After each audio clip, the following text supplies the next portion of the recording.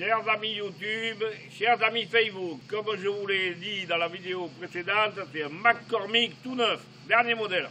Voilà, alors après je vais démarrer, rentrer à Sarlat, tout ça, enfin bon, ça va. Et je voulais vous dire qu'il y a des histoires de voyance qui sont magnifiques quelquefois, parce que vous avez des gens qui ne comprennent rien, mais vous avez des gens qui comprennent.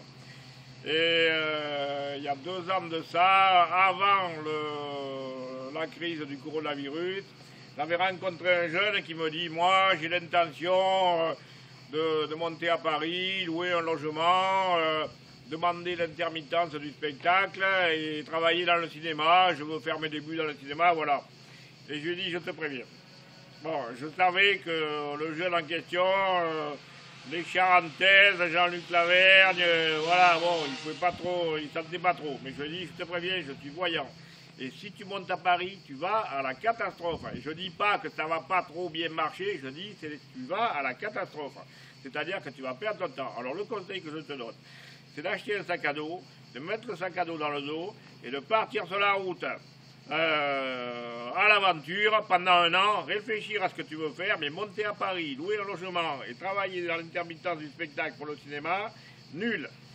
Alors bon, le gamin il a réfléchi.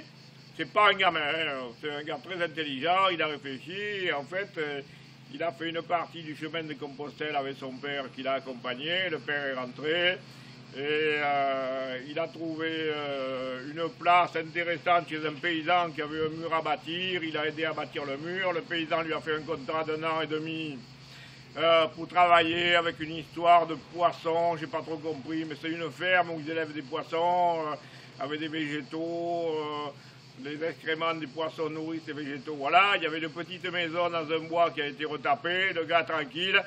Et il m'a envoyé un message Facebook me disant qu'il me remerciait de lui avoir donné les conseils que j'ai donnés, parce qu'il serait monté à Paris, il aurait loué un logement, les intermittences du spectacle sont bloquées, tous les films sont bloqués, l'industrie du cinéma est bloquée.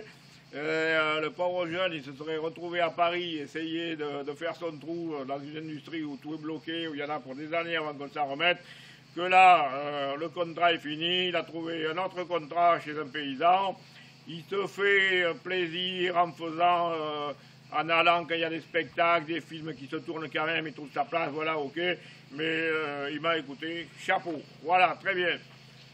Et puis, je vois Didier qui est là-bas en train d'effeuiller de marguerite, mais je vais dire à Didier qu'il faut qu'il coupe la vidéo parce que j'ai plus rien à dire.